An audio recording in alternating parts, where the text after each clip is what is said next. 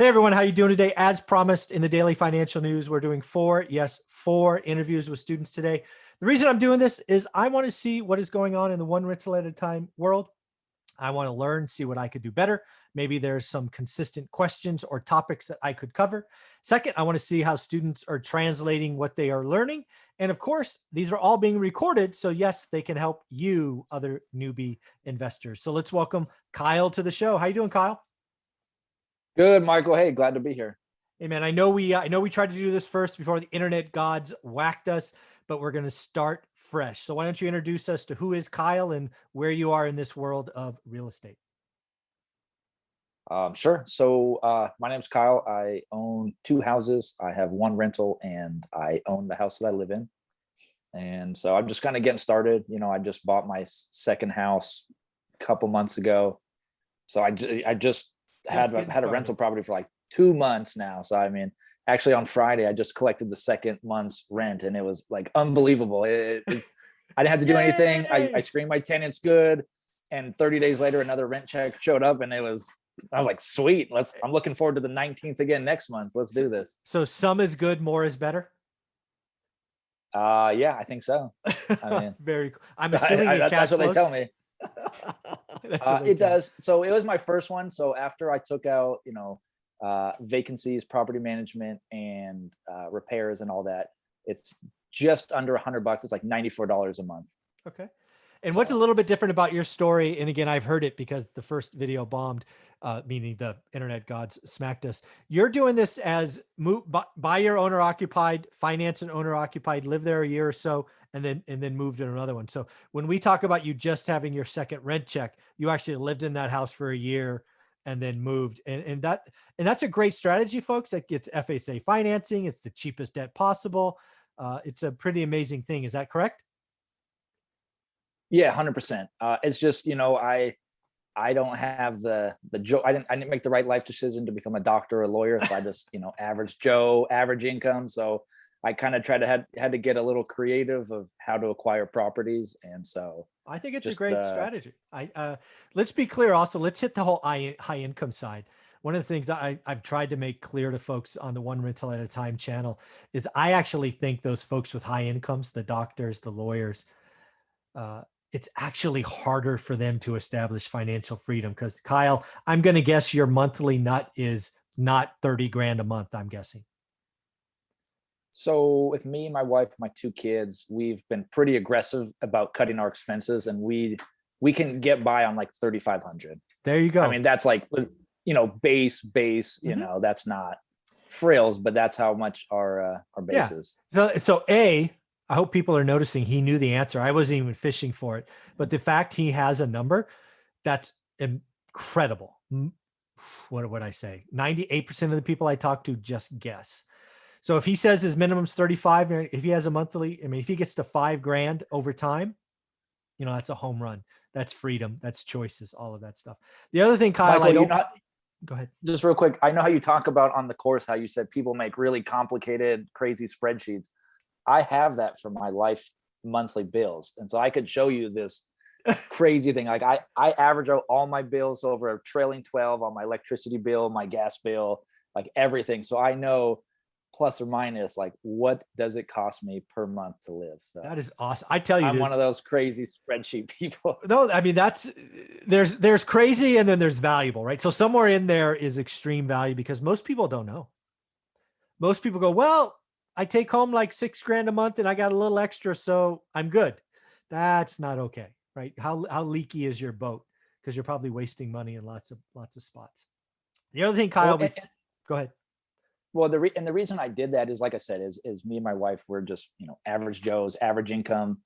So we don't have, we're not making, I know you and your wife are making 6-figure incomes, us together, we're like a little more than a 6-figure income. So we're, just average people. And so for us, it was, we had to figure out if we can just cut our expenses, then we can free up this cash. We don't have to do anything crazy in our careers. Awesome. We can just continue what we're doing.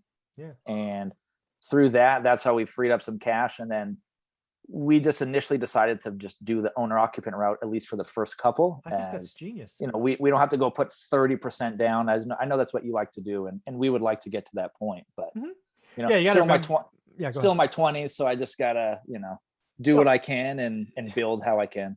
So first off, Kyle, you are decades ahead of most people. So I know we're going to get into your questions, but I want you to realize that what you and your wife have set up, already is at least a decade ahead of anywhere I was. What I just happen to have is 20 years of experience now. Sure. Kyle, in 20 years, the picture is going to be very different as long as you remain diligent as you are now. Sure. I want you to realize that. And the other thing to realize, again, the fact that your number at 3,500, I mean, the wife and I, sure, we may have had higher incomes, but our monthly nut when we started this was over 20 grand. I mean, that's how stupid it is to live where I live, right? So Yeah. that's Well, what I I meant know by about that. doctors and lawyers. It's harder to get out. It is a lot easier to leave the rat race at 3,500 than 20, just mathematically speaking, right? So, yeah. Yeah. Yeah. And the other thing I want people to hear from our story that make sure we don't miss before we get to your questions is you actually lived for a time in Santa Cruz. It's right up a Highway 17 from where I live. It's a great place, assuming it's not foggy, but it's also very expensive.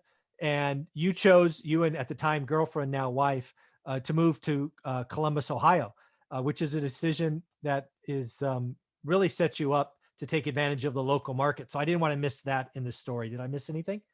No, I'll just summarize it real quick and we just get it over. So, like I said, we're just average people, average incomes, and we lived in Santa Cruz where the median home price is about $1 million.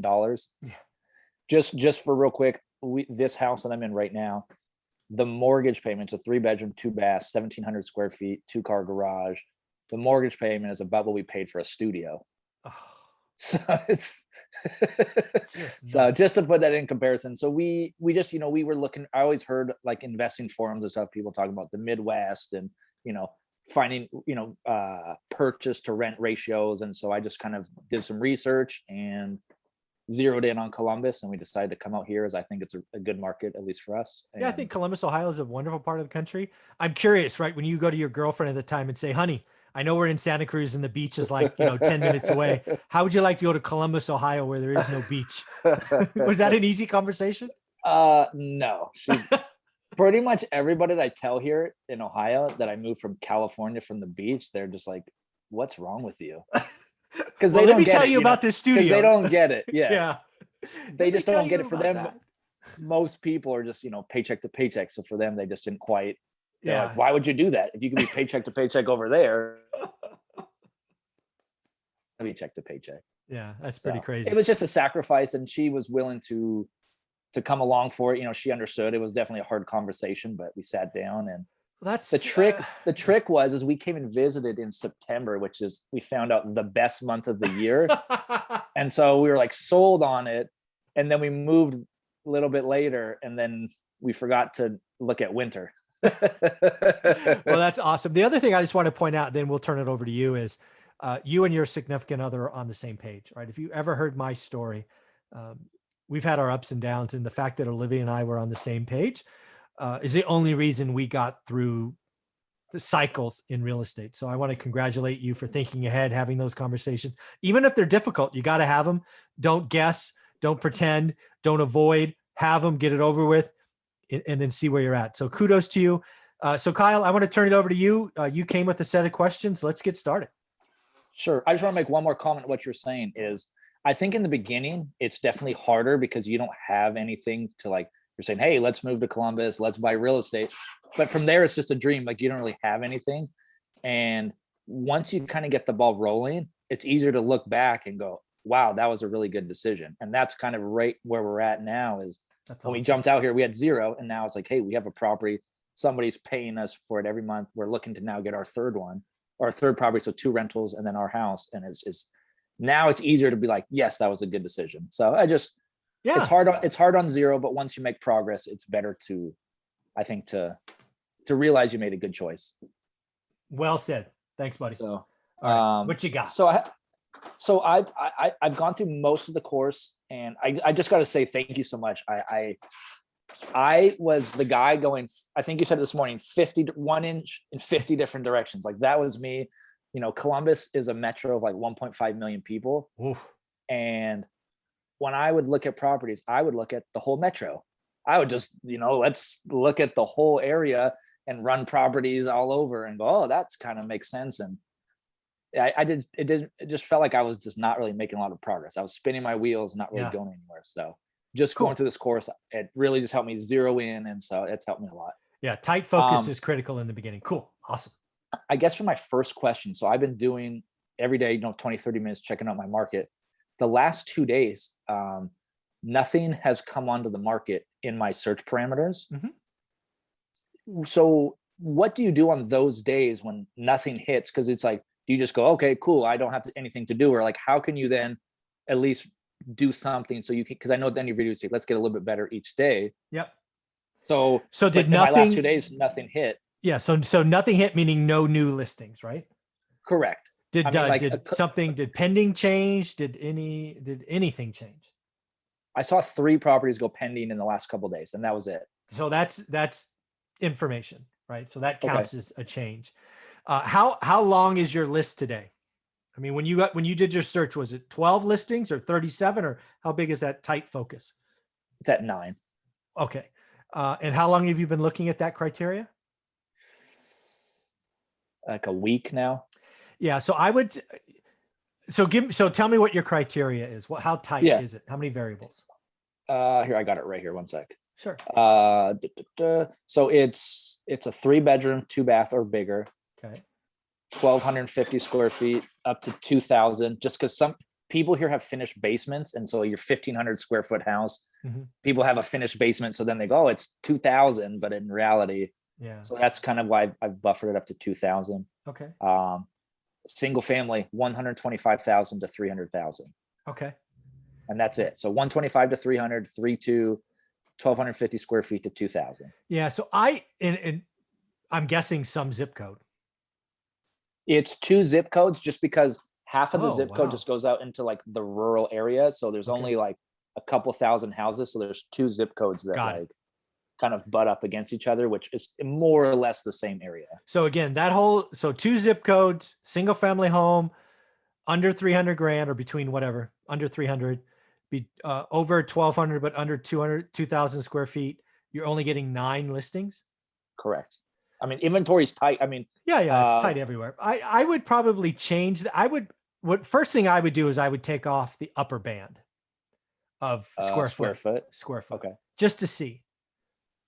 Actually, can you do that now? I mean, I don't know if you're online. Yeah. You can do it. I always have my computer within 2 inches of me. So do that now and just tell me it goes from 9 to how many?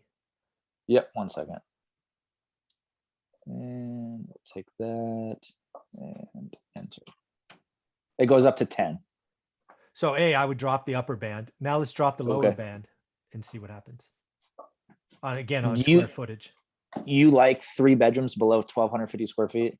Well, I don't know. I'm trying to figure out your market. I know nothing about Columbus. I'm just trying to I want to get you more listings because 9's not enough.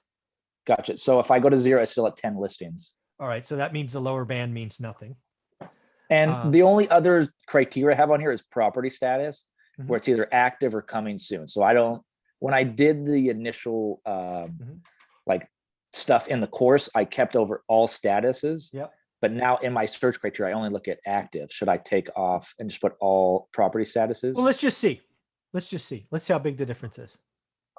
It goes up to 72. All right. So that's too many. So what happens if you what if you did pending, active, and coming soon? I'm not sure what other status there is.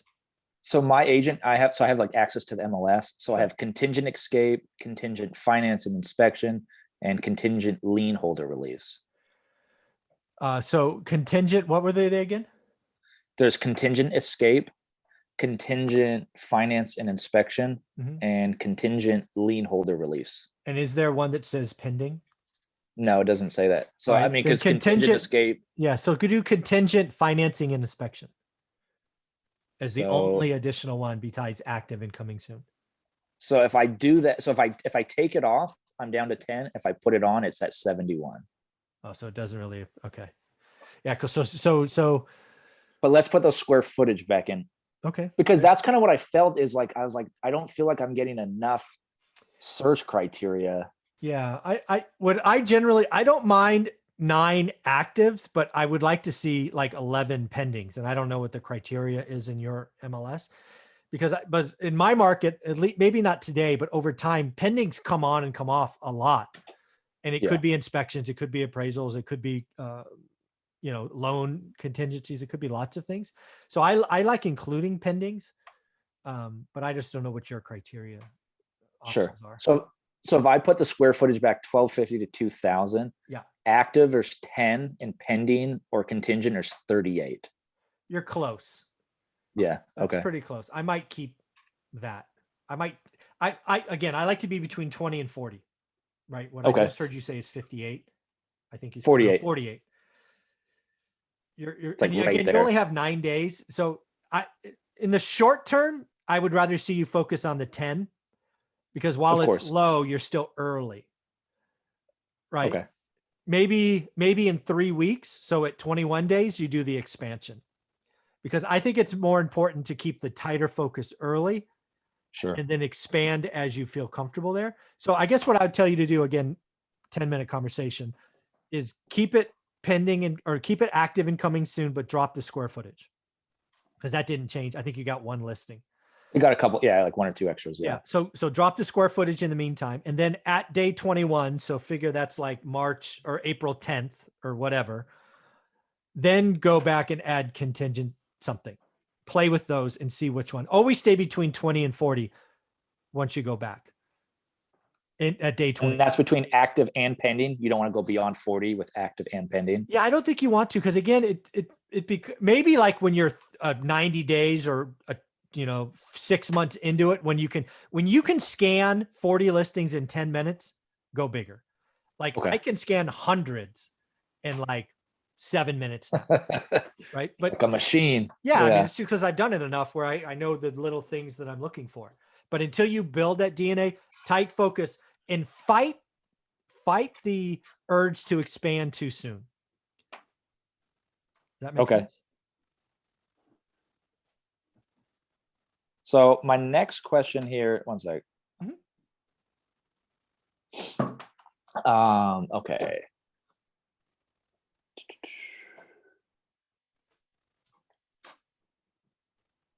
And then I guess it's kind of just like an expansion on the last question.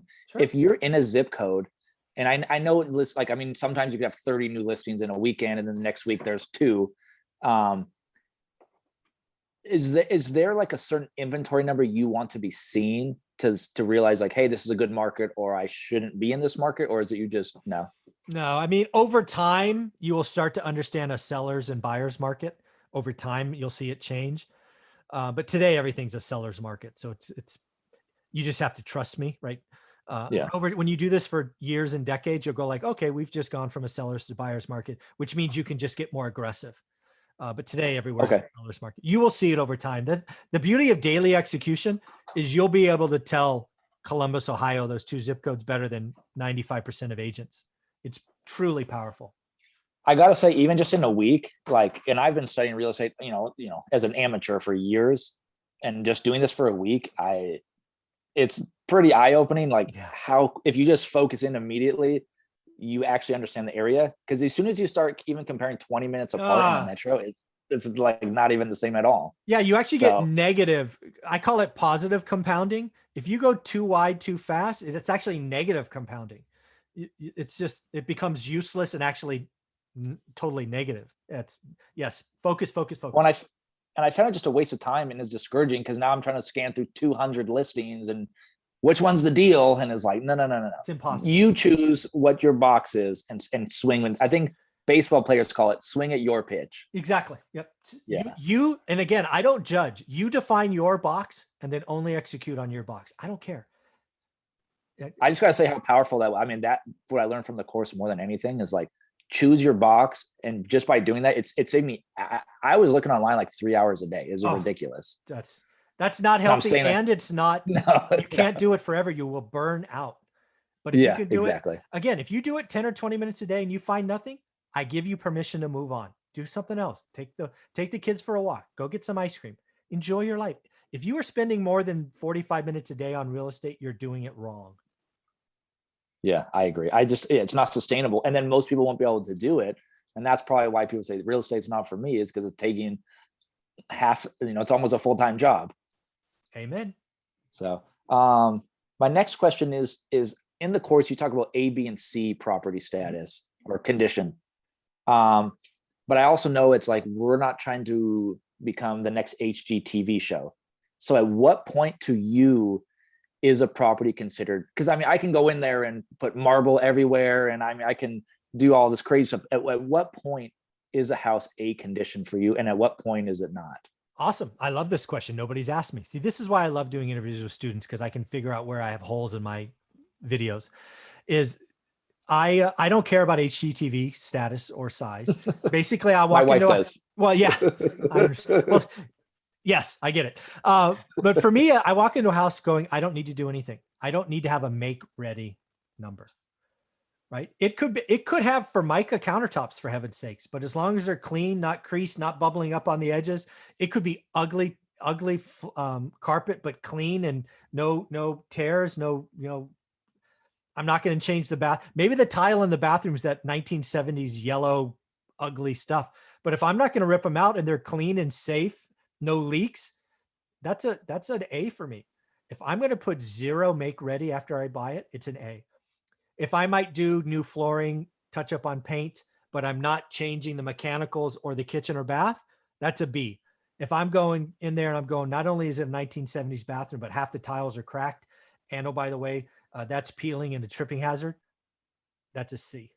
Sure. So this house, so for example, this house that I'm in, I think is really clean. I mean, it doesn't have granite countertops. It has just like whatever, but they're nice. They're clean. The cabinets are clean. The only thing that, I don't really like is that it has brown trim instead of white trim. But I mean, I'm not going to go in and replace that. And no, it doesn't. That's not going to affect rent at all. As long as it's safe and it's not breaking and falling apart, who cares? Why? I promise you, no tenant is going to pay you more or less because it's white or brown trim. Sure. And same thing like in bathroom vanities, even though it's kind of like because this house was built in 1987 and the stuff probably was 80s, maybe 90s, but it looks great. I mean, it's fine. I mean, it's not HGTV quality, but it works. It's functional. There's no issues. Just doesn't matter. I mean, yeah, it just doesn't matter. At some point in the future, maybe if we are like hundreds of rental homes in your area, maybe it would make a difference. But I'm going to guess Columbus is like every other market, and houses rent like hotcakes. It's not going to matter. Long as it's safe and no leaks, it's not going to matter.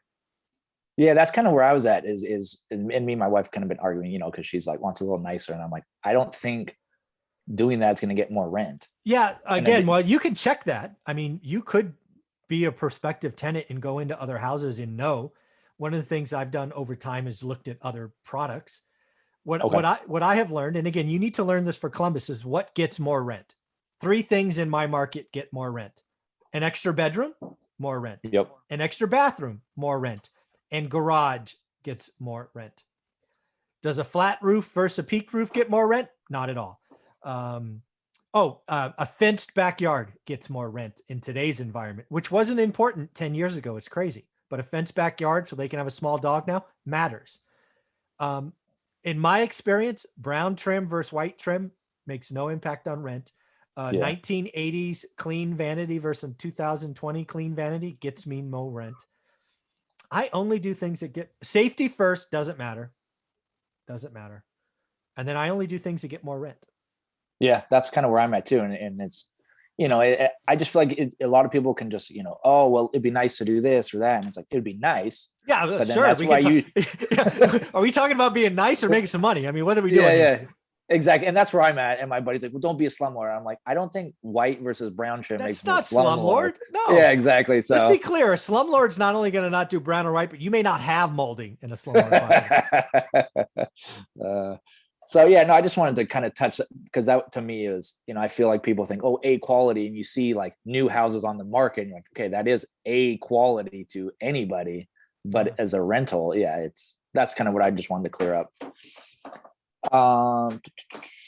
And I guess I want to go back just to kind of my strategy. Mm-hmm. I know you talk about, you like low debt, like you don't like to be over leveraged. You like to put, 20, 30, even. I think you said, I thought I heard you say your average debt was only like 55 or 60% on your properties now. Well, so somebody asked me, so I think it was Saturday's live Q&A. Somebody asked me what my portfolio is today, which is, it counts for appreciation. So that was not what loans I have. That was what is my per debt to value ratio. So they're not connected.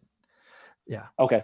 I would say the average loan I got was 25% down if I averaged over time. So in my market, like plus or minus the house I'm looking at, like, 250 plus or minus 25% down would be 60 grand. And for me, that'd probably take me 18 months at least to get to.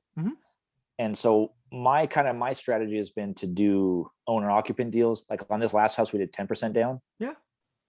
And now I don't want to do that forever. And I 100% understand, like, hey, you don't want to build this house of cards where you're over leveraged. But in the beginning, as long as it makes sense, maybe the cash flow is a little bit smaller, obviously, than somebody that's putting down 30%. But if you can cover all your expenses, property manager, vacancy, and it's still giving you maybe $100 a month, do you think that's okay, at least in the first couple deals? Well, first off, let's be clear. The strategy that you're leveraging, the strategy that I did, were vastly different. I could not get, like an FHA 3.5% down loan because I wasn't buying owner occupied. But you probably heard, or I don't know if you remember my book, but after my first property, I did what was called 80-10-10s at the time. 80% first, 10% second, 10% down.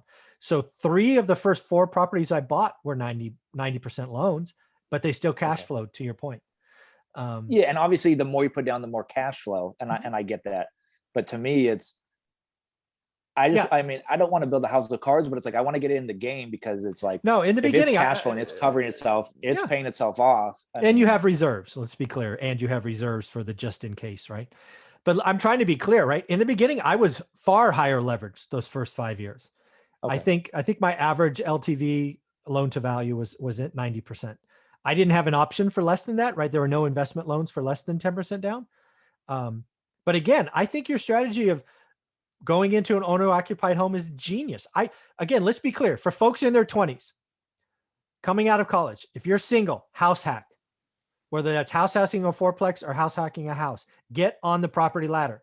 You're married with kids, probably not a great idea to house hack a home. Most people aren't cool with that, but still go get that FHA money with the intention of moving. Communicate with your spouse. Honey, we're going to live here a year or two, whatever. I just want you to know we do plan to move. So this is not our forever home. It's a genius move. But again, run the numbers, make sure they cash flow, get on the property ladder. Inflation is coming. Appreciation is there. All that stuff. Good. No alligators ever, ever, ever, ever. 30-year money all the time. Well, and these houses we got, we weren't FHA. They were just conventional. So the first one we did actually, there is PMI. It's not too bad though. It's only, the first house is like $40 a month, which I don't know how we got it. And the other house is about $100 a month. Yeah. So what I would probably try to still makes sense even at that rate.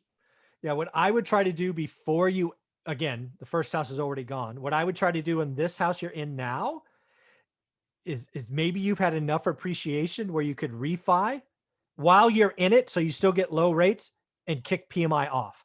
I would, if I could, I don't know your market, but I would probably try to get rid of PMI, because again, why spend the $100 if you don't have to? I would have that conversation. I've already adjusted it. We're probably still 5, or I've already run the numbers. We're probably still 5% off. So I would right now the house is worth about 280. We owe like 245 on it. Right. So it still needs probably another 20 grand of appreciation. So to me, it's like I could. Well, hold on. It needs 20 grand of appreciation, or you put 5 grand towards the principal. Well, no, because if it's at 280, you'd have to get down to 20%. Well, so you'd have to get. Let me see. Let's run the numbers. That's why I like doing these live. Yeah, because I think I calculated you have to do it about 20 grand, and so I'm like, for $100 a month, I can put down 20 grand, so I save $1,200. It's like a 6% return on my money, or do I just keep that money and roll it into my next house? Because even right now with the PMI, it won't cash flow as much, of course, but it will still, covering all my expenses. Actually, I have my spreadsheet right here. Yeah, I Uh, guess, I mean, I see where you're at, right? You're like, hey, I got 20 grand. I could either put it towards principal, save $100, or I could take the 20 grand and make it my next down payment. That's essentially the trade-off we're at, right? yeah, plus or minus, yeah. Yeah, And I plus mean, or minus. yeah, somewhere in there. Yep. Yeah, I guess what I would say is um, I would buy the next house. I mean, if you were at a point where it was like 4 or 5 grand, if you kicked in against the principal to save the PMI, and basically what I'm saying is if your yield was like 20% Yeah, instead of 6, yeah, exactly. I'd get rid of the PMI.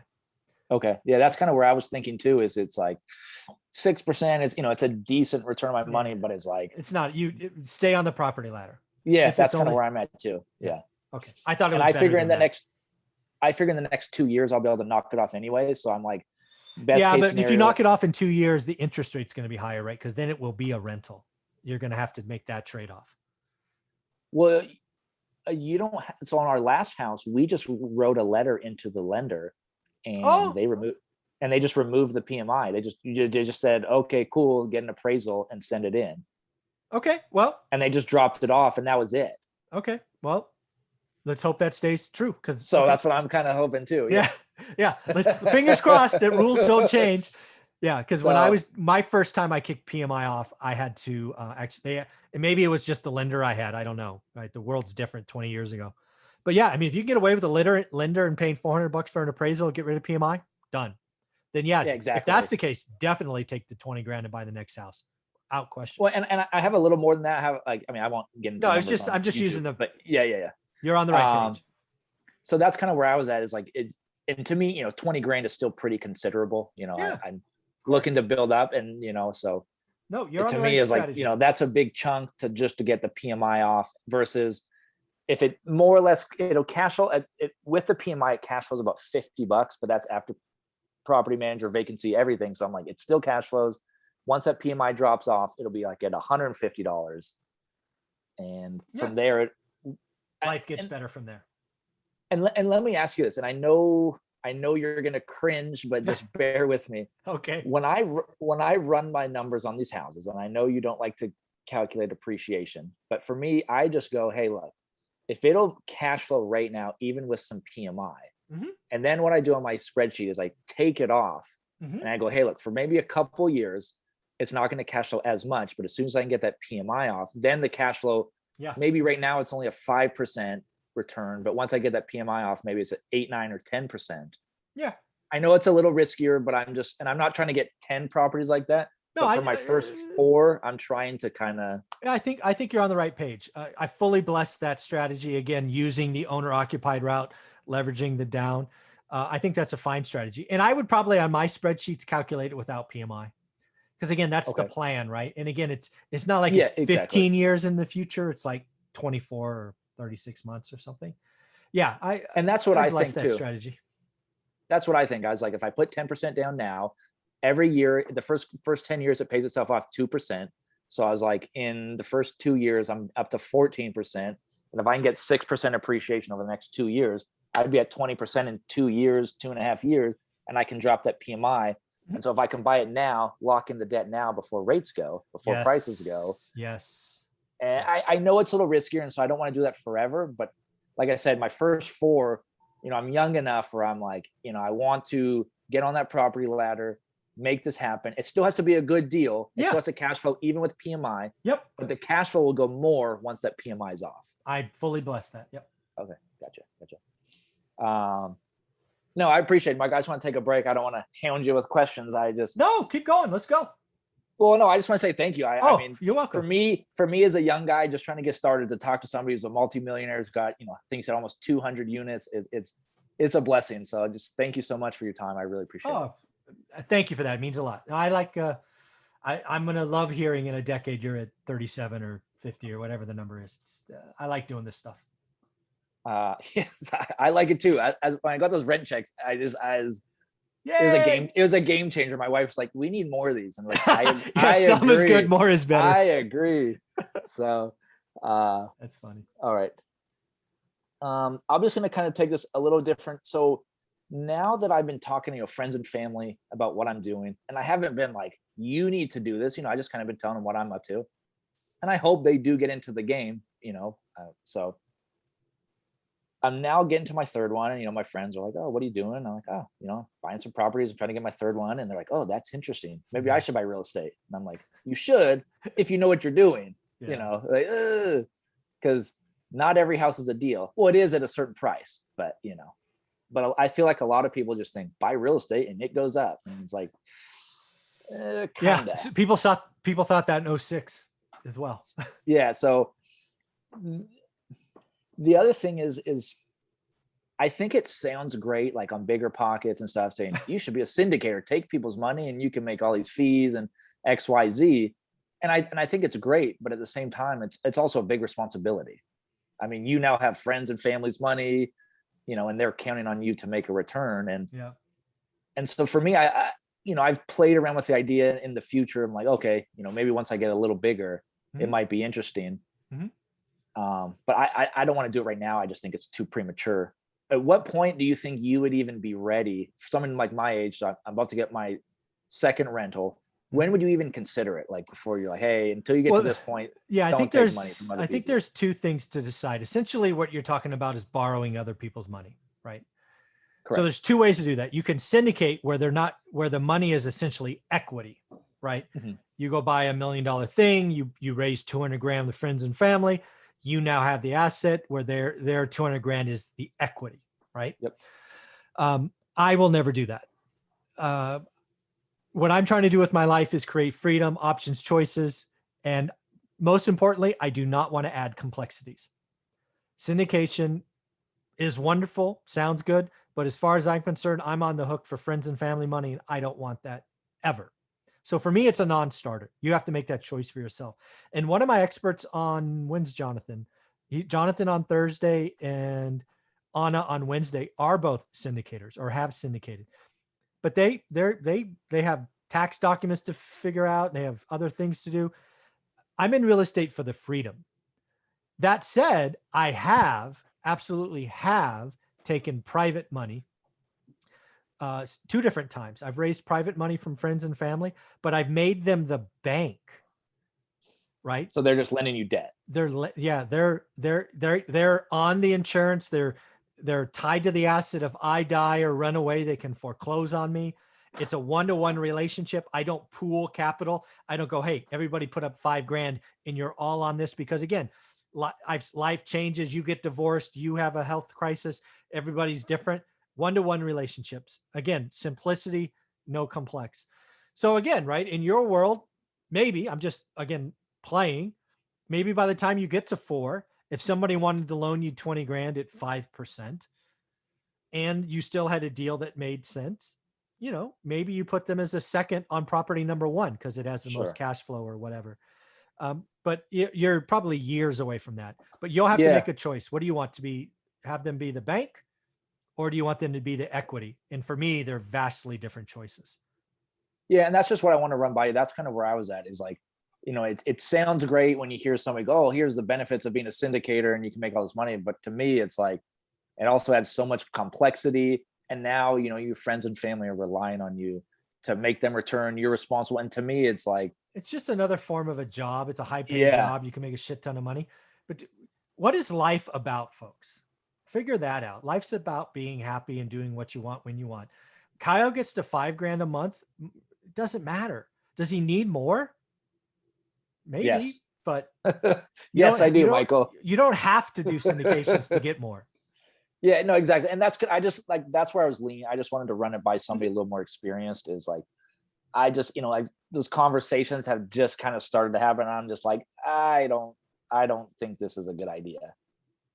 Agreed. Because once your friends and family see what you're doing, they want the returns, but then they just go, here's my money, you deal with it. And it's like, Yeah, maybe you should go do Yeah. this yourself. Yeah. I'm okay with them being the debt. I'll never do it where they're the equity. Gotcha. Okay. Yeah. Gotcha. Yeah. I just wanted to run that by you. Thank you so much. Mhm. So I'm kind of like an analytical person, and I like Shocking. KPIs. And yeah.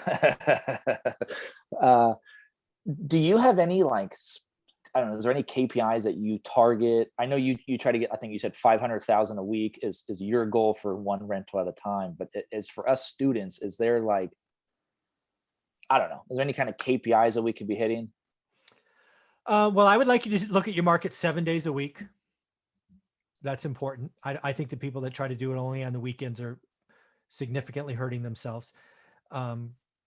And let's just break that down. I would be okay with like 28 days out of a 30-day month. Life happens. We have families. We have travel. But I'm not, this is not hyperbole. I've looked at my market for 20 years and I think I've missed 30 days, right? 35 days. That's incredible. Right. But that's where you're at. Yeah. You have the saved search, you hit it, you find, and again, the beauty of having a saved search is I could do 5 minutes here. Sometimes that was, 5 minutes here, 5 minutes there, 5 minutes. I mean, but anyways, I think that'd be a KPI I would watch. Okay. And I guess here's another thing is I feel like people say, oh, you should put out, 10 offers a week or 20 offers a week. And my concern with that is that then you're just throwing spaghetti at the wall. Yeah. I don't like that strategy. I hate that strategy actually. I want you to put out an offer on every deal that's either good or great, right? Once you know what Columbus is for average, and let's say it's 6% or whatever it was, everything you do should be a 7 or an 8. That's it. Yeah. Okay. And again, 99% of the stuff's average or bad. I've seen some properties that's almost like a negative yield, or it is a negative yield. Well, there's lots of cities, dude. I just did somebody in Vegas and half that shit's negative. That's a bad deal every time. So yeah, in Santa Cruz where I'm from, I ran some numbers and I was like, unless you're putting down at least 50% on $1 million property, it won't even get close to cash flowing. It's stupid. Just stupid. Yeah, it's what are your thoughts just like on general markets? Like, I mean, I know you talk about the affordability index and, and in each market that's different, but do you think just there's a broad number where it's like, hey, most people can afford a $200,000 to $350,000 house? Yeah, I think every city's different. That's why the affordability index is that one of those things. I'm sure Columbus, Ohio, at 1.5 million people is big enough to have one. I don't know what it is, but I'd go look at the historical numbers for Columbus and try to see where it's been, because it'll change. It's cyclical. So I Googled it last night, but it didn't come on a ratio of 100. It was like, summer 0 to 200. Well, Columbus everything was over 200. So like right now it was like at 2. Yeah. So I don't care what it is. Do me a favor. Go back and look at it over the last 2 decades. At any one point in time, the affordability index means nothing. You need to look at it in a historical perspective, because what you're looking for is yellow and red flags. Okay. And what you're looking like, go look at Columbus in 07. That was generally speaking the top of the market. Maybe it was 08, maybe it was 06, because every market was a little earlier or a little later. Okay. And that will tell you something. And then go look at it in, 2000, which was generally speaking a low, meaning it was very affordable. Yeah. So go figure that out. It'll tell you a story. And I just don't know what it is for Columbus because I don't care. I don't invest there. I'm just taking notes here. Sure.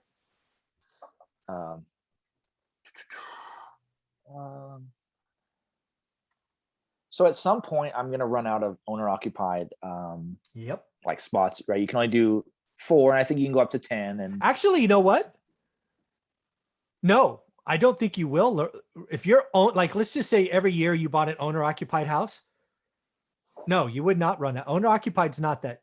10 investment loans you can run out of. You don't run out of owner occupant loans. So I mean, in theory, for the next 20 years, do an owner occupant loan once a year. Yeah, really? They might catch you. They might catch you eventually and make you stay 2 years, but that would be a lender specific thing. Gotcha. No, you do not run out of owner occupied loans. I've not heard of that anyway. To me, the way I look at it, and I, just because I don't have a high income, so to me, it's like, I have a certain amount of funds every month and year that I can save. Mm-hmm. And to me, it's like, if I go if I go do an owner occupant, my interest rate will be, a little bit lower, which is better cash flow. Absolutely. And so from the way I look at it is like, if I'm willing to take the sacrifice of moving every year for 10 years, You and your wife. right? Let's be clear. You and your wife Yeah, and your kids. yeah. It's not just you, buddy. It's everybody. Well, I'll tell you, when we moved on this last house, she said, I'm fine to do it as long as you do the move. So, I'm going shopping, honey. so she took the kids and she was hanging out and I was doing the Well, there you moving. go. That's a And to fair me, it was trade-off to worth it. me. Yeah.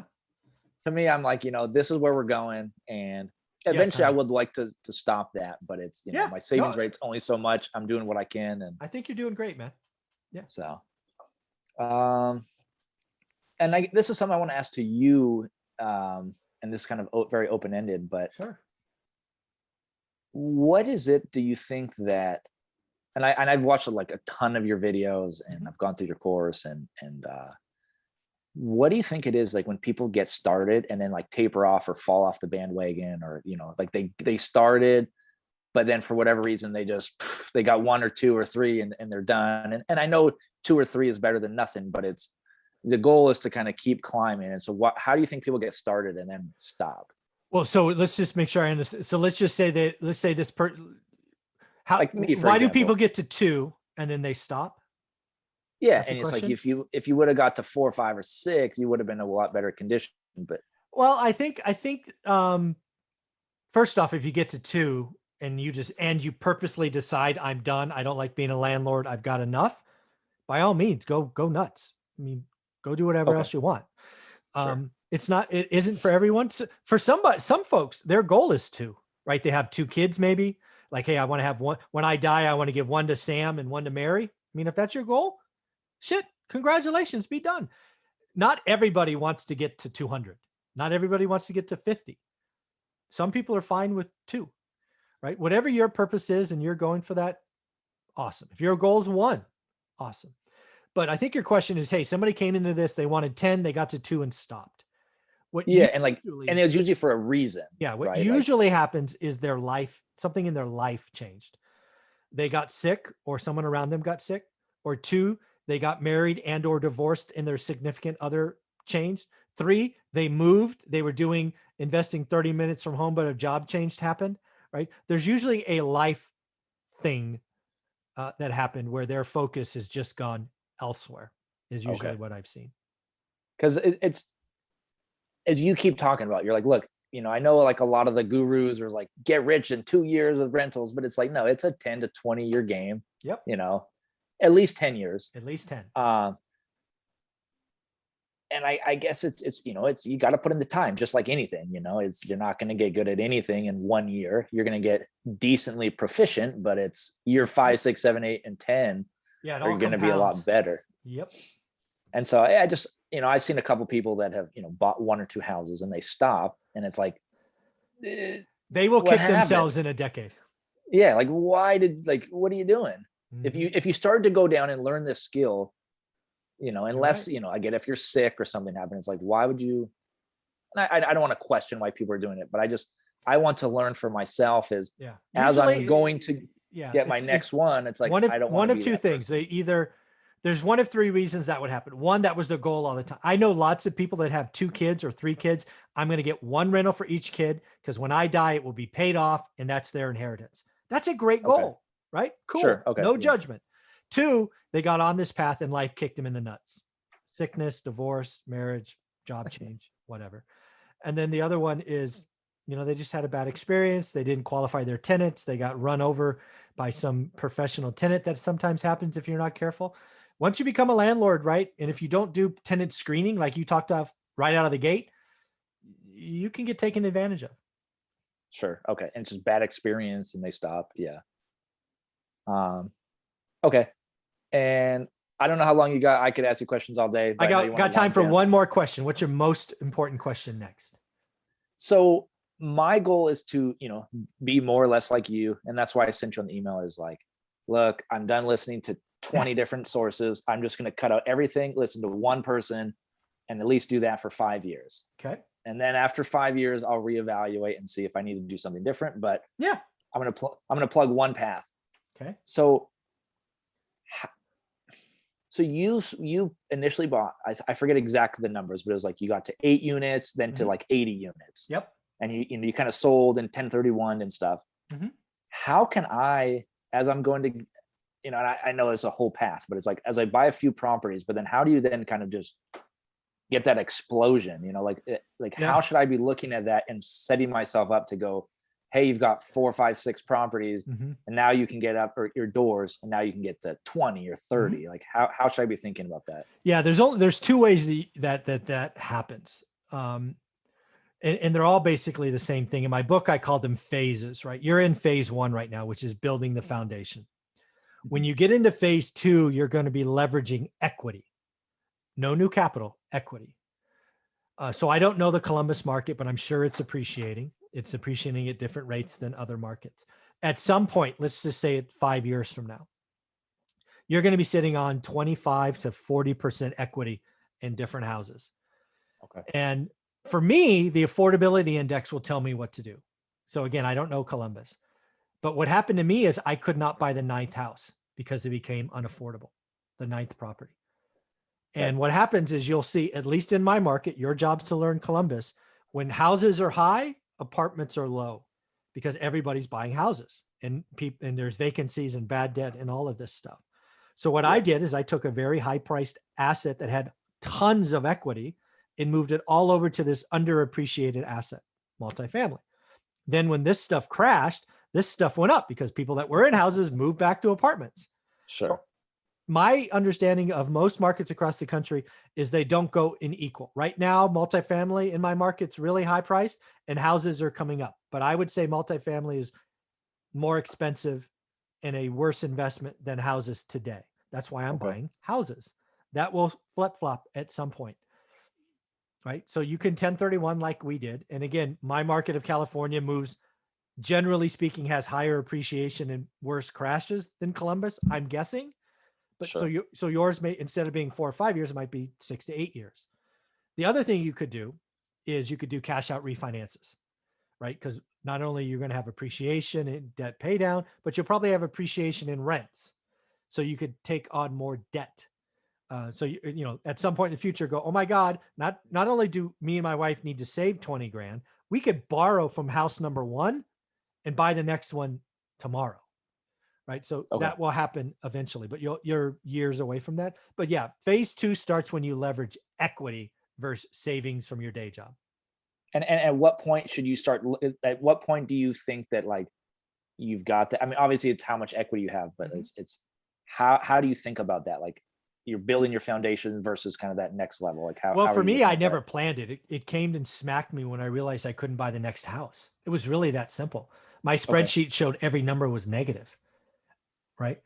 And then I remember being like, I was somewhere between depressed and distraught because I didn't know anything about except buying houses. And I went to a real estate meetup where the guy was talking about small commercial small apartments. And I had no idea. I never looked at one. I never looked at a 5 or 10 unit building. I had no idea. And then I started looking and I'm like, oh my God, I could sell a house for nearly 300, buy a 5 unit building for 250, and the rent goes from 1,000 to 3,000. That's good. So and you just put it in the spreadsheet and you just in my spreadsheet that I have in the course, I use the same spreadsheet for a little house as a 20 unit building, same spreadsheet. And when the spreadsheet for the apartments goes higher, I can 1031 borrow, you know, there's the choices become unlimited, but right now you're in phase 1 houses. Yeah. And it's been great so far. And I mean, it's been doing pretty well. So awesome. Congratulations. That's fun. Well, hey man, Kyle, thank you very much for doing this. I appreciate you reaching out, sharing your story, asking all your great questions. Have a wonderful rest of your Sunday. Yeah, you too. Thanks, Michael. Thanks, buddy.